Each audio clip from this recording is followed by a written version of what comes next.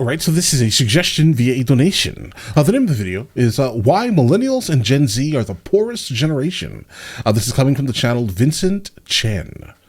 Let's check it out. Historically, the US has been a symbol of financial prosperity. The idea was if you went to college, worked hard, and saved, you would be financially better off than your parents. But it's not so easy anymore. In recent decades, wealth and upward mobility have significantly slowed down. As a result, for one of the first times in history, Millennials and Gen Z will be poorer than previous generations. The interesting thing is, on paper, income has been growing steadily for decades now. Chances are you're probably... Yeah, income absolutely has doubled or even 4 times since the 50s and 60s, guys, absolutely. But I think the overall problem is that everything else has 40 times. Probably earning more than your parents did, even when adjusted for inflation. Right. Which sounds great, but when you begin to ask yourself why, a different narrative emerges. Why am I struggling to pay my student loans off when my parents paid theirs off by working minimum wage? Because it was about the value of like a popsicle. Why am I struggling to rent a 20 square foot apartment when my parents bought their house at 21?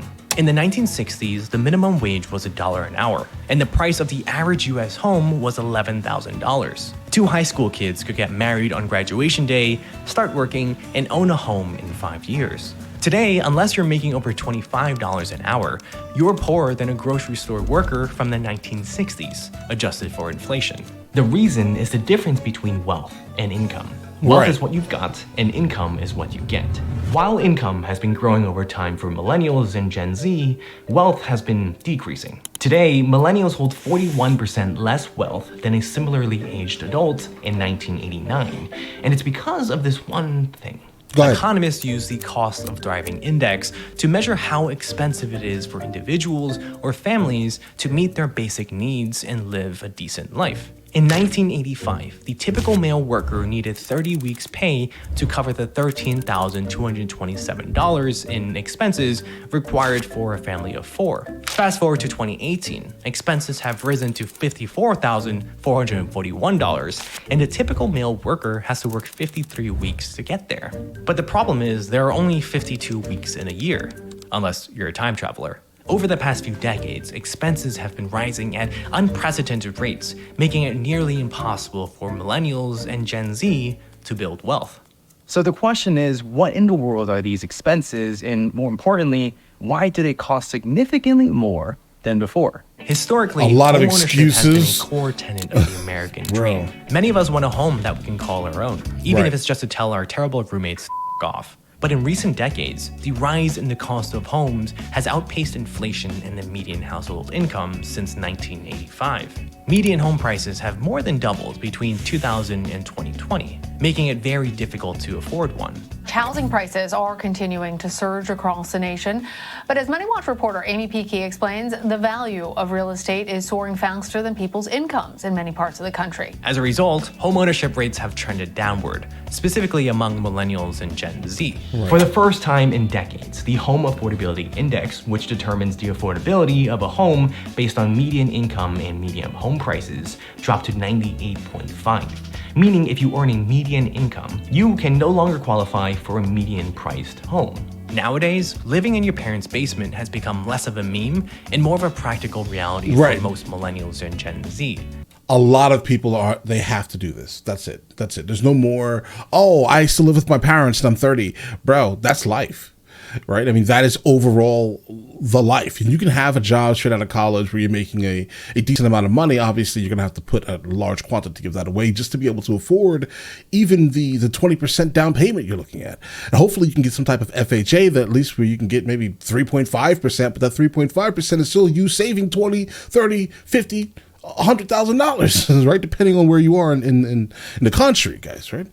These are not things that are reasonable. This is not a reasonable ask for the masses. People just cannot afford to sustain themselves, right? Like if we take away the CEOs specifically, right, from the median income, we're probably sitting at around $41,000 a year. If we take away the people who make billions of dollars, because of course that's thrown into our, regular people, median income, that puts us at maybe around 56 to 71, depending on what chart you're looking at, right? And if you look at those very specific numbers, then yeah, that's with those billionaires added. But in actuality, the average family household is probably bringing in around $41,000, guys, right? And so the problem is with that is that $41,000 is only going to yield you maybe if you times that by 2.6%, no, 2.6.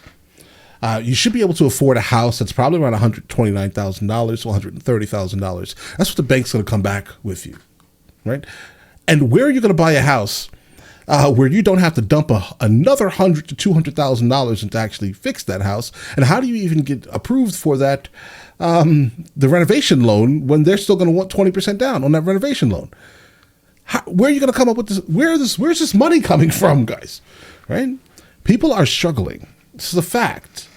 Rent prices have now, honestly, they're below the average mortgages now, guys. So, obviously, in order to build wealth in the United States of America, you need to kind of go for what we once thought was the American dream, which still kind of is in that instance, because that's the only way you're really going to build wealth in this country. Real estate is like the wealth builder here, unfortunately, right? It is what it is. You buy land and hope for that to mature to the point where you can have some equity in that property, pull that equity out, obviously, then invest that equity tax-free into another piece of property or another investment that will also yield money. Just hope that it's real estate oriented, guys.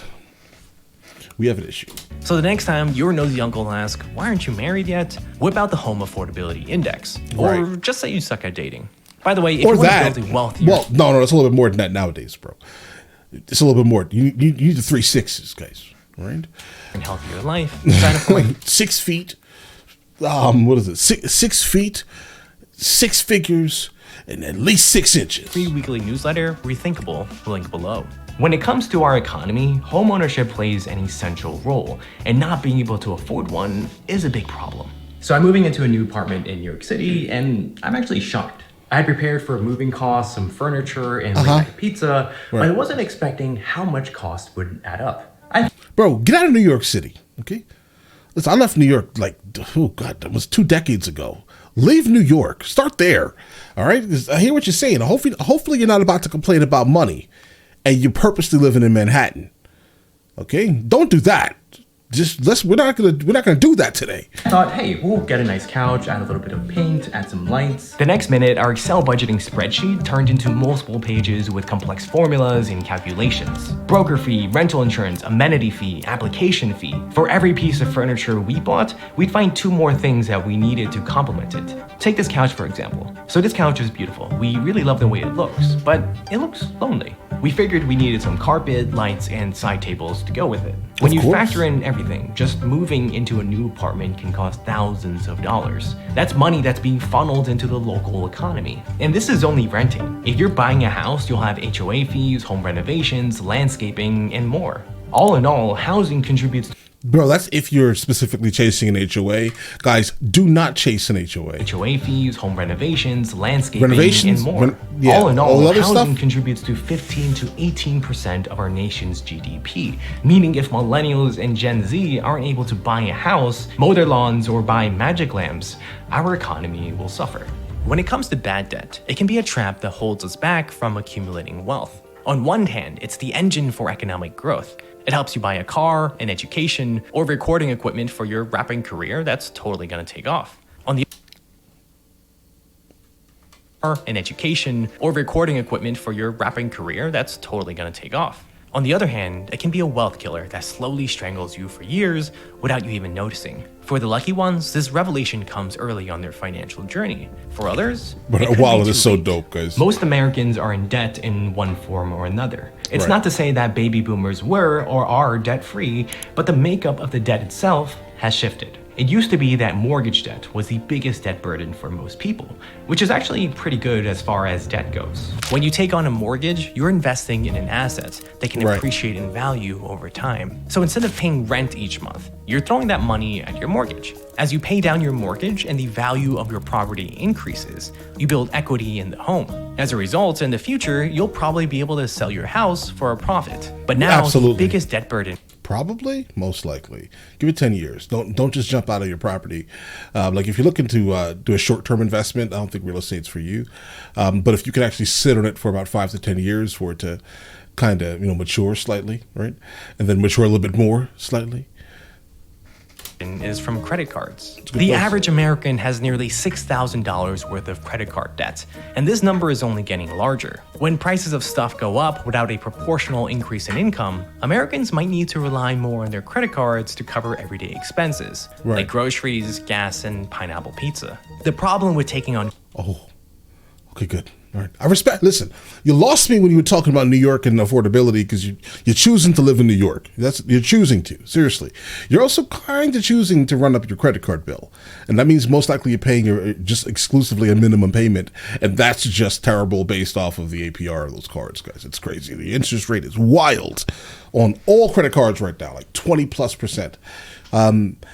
So you brought me back with the pineapple pizza, though. So let's continue. everyday expenses, like groceries, gas, and pineapple pizza. The problem Right, with taking of on course. credit card debt when you're struggling is it's just a temporary breath of fresh air. Before Right. you know it, that $100 you spent on groceries will show up on your credit card bill in a few weeks.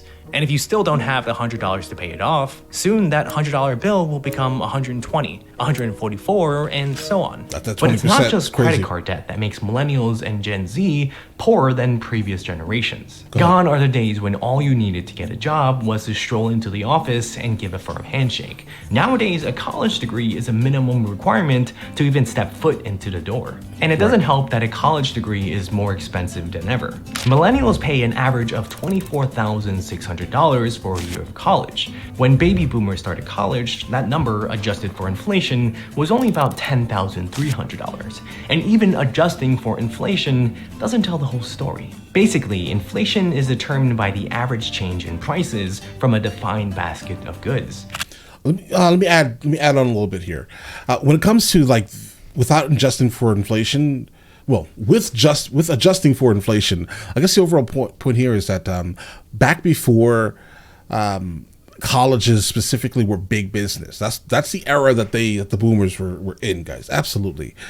Now it's just full of bureaucrats, guys. I think if you were to completely, in a sense, wipe away the majority of the administration in a good amount of these colleges and actually make them colleges, you'll start to realize that a lot of these costs will go down. But unfortunately, actually, they won't. They probably won't. They'll keep them the exact same because they like seeing that money, bro. They'll just literally take profit from the students. Like food, Like all colleges are for profit these days. gasoline, and computers. The problem is, big and important things like housing and education vastly outpace the average inflation rate. In 1978, the minimum wage was $2.65 an hour. Tuition for in-state public colleges cost $688 a year. Today, the minimum wage is $725 an hour, but tuition for in-state public college is $9,212 a year. So if we apply a standard inflation calculation, the minimum wage of $2.65 an hour in 1978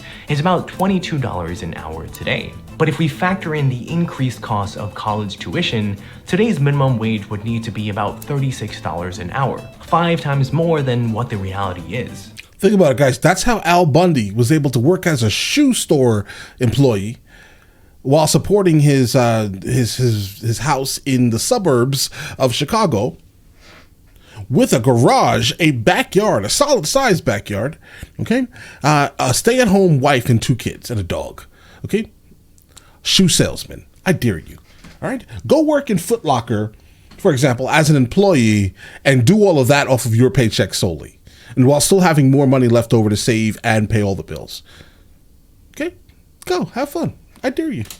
Despite this disconnect, millennials and Gen Z continue to feel the pressure to get a college degree to compete in the job market. The problem is, unlike other expensive goods and services that force certain people who can't afford them out of the market, like a fancy car or Mr. Magic Lamp, the pressure to get a degree means that even families that can't afford the cost of higher education will still Are doing find the a same way. thing. Colleges know all about this willingness to pay, and so they continue to freely raise their prices. That's why the average annual cost of tuition at a public 4-year college is 37 times higher than in 1963. And there's no sign of college costs slowing down. Usually, the cost of stuff decreases over time as new competitors enter the market, increasing the supply, like TVs, phones, and whatever this is. But higher education isn't all the supply, like TVs, phones, and whatever this.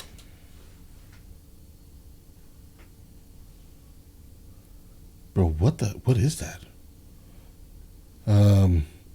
Maybe like instead of using those cans that spray your keyboard, maybe it's like that, but electric, potentially.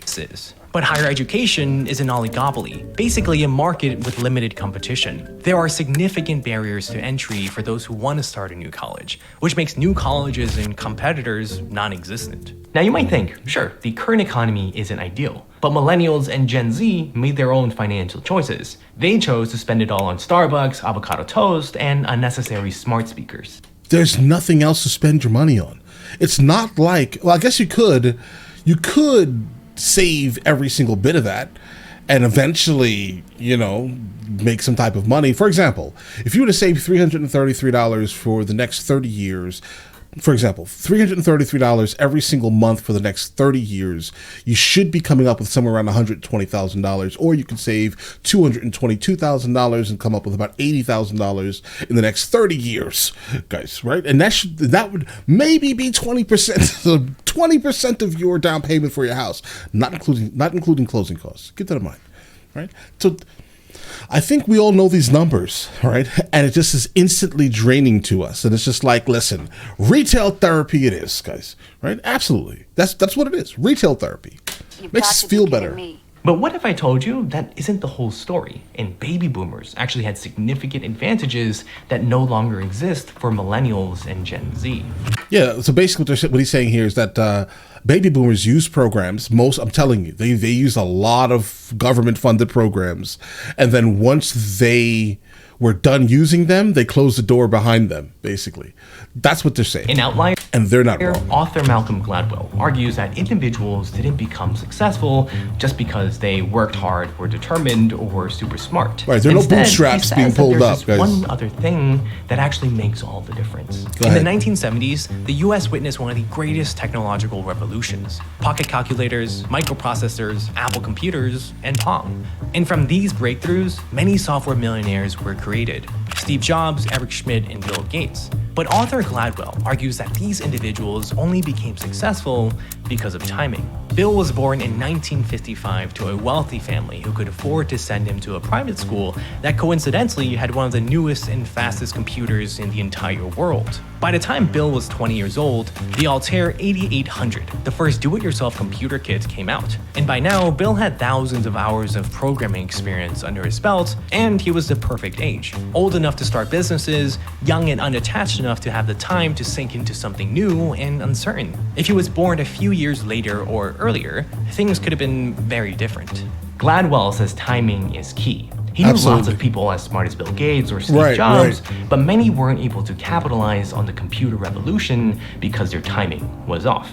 Alright, so how does this relate to baby boomers? First, baby boomers were born after the end of World War II, the same time the US was going through an unprecedented economic boom. The US escaped World War II relatively untouched and much stronger than before. Wartime production. Yeah, because guys, we don't fight these battles on our soil, bro. We fight them on other people's soil. So yeah, we came out for the most part untouched in the United States of America. I mean, we had all of our structures and buildings and like brand new factories that were being used at the time to build all these machinery that was being shipped over to Europe, right?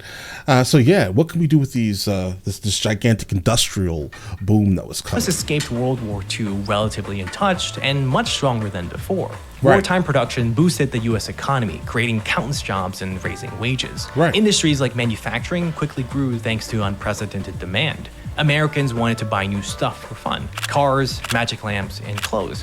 While other places like Japan, Western Europe, and South Korea wanted American goods to rebuild from the war. Second, quantity. Baby boomers became a significantly larger share of the nation's population, which gave them countless benefits. Economist David Willits calls this benefit the larger cohort theory. Basically, being part of the largest population gives you more opportunities in political influence. When baby boomers were young, they voted for economic policies that benefited them: low cost or free higher education, family support systems, and stronger social welfare. Yeah, absolutely. And now these people are still alive. Keep this in mind, they're still alive, and the majority of them are sitting in Washington, D.C. making laws that are still doing the same thing they were doing back then. But now they want to take away the things that could have helped the younger generations, and now they're just exclusively funding now their retirement. That's what they're doing exclusively. They're only helping themselves, guys. That's it. They're only helping themselves. But when they became older and stopped benefiting from these programs, they changed their voting patterns in favor of other things that serve them at their old age. Right. Retirement benefits, Right. pensions, and lower taxes on wealth. Let me close the Voting in door once I went self-interest through isn't it. a new phenomenon, but it's important to recognize that when baby boomers push for policies that primarily benefit them in their old age, it greatly reduces or even completely upends the very same benefits that once helped them when they were younger. As a Right. result, millennials and Gen Z are left without the significant economic advantages that the baby boomers had. Third, education. Today, nearly 40% of Americans over 25 have a bachelor's degree, whereas only about 25% of baby boomers had one at a similar age. On the surface, this is great news. More educated individuals create a better society for all. But the problem is, the more people that get college degrees, the less valuable each degree becomes. In Yep. economics, they call this supply and demand. Basically, when the supply exceeds the demand for something, the price of that something falls. Although millennials and Gen Z are much better educated than their parents, the share of young adults from 18 to 24 that are employed is at its lowest level since the government began collecting data in 1948. That's why nowadays, after you receive your college diploma and you start your job search, you discover that entry-level jobs require 2 PhDs, 3 years of working experience, and an Olympic medal. Now this might be harsh, but as the circle of life goes, you will eventually die, unless you eat an apple a day to keep the doctor away. In that case, you might live forever. With baby boomers owning nearly half of the nation's $140 trillion in wealth, they will eventually pass it on to their children, making millennials the new wealthiest generation. So problem solved, right?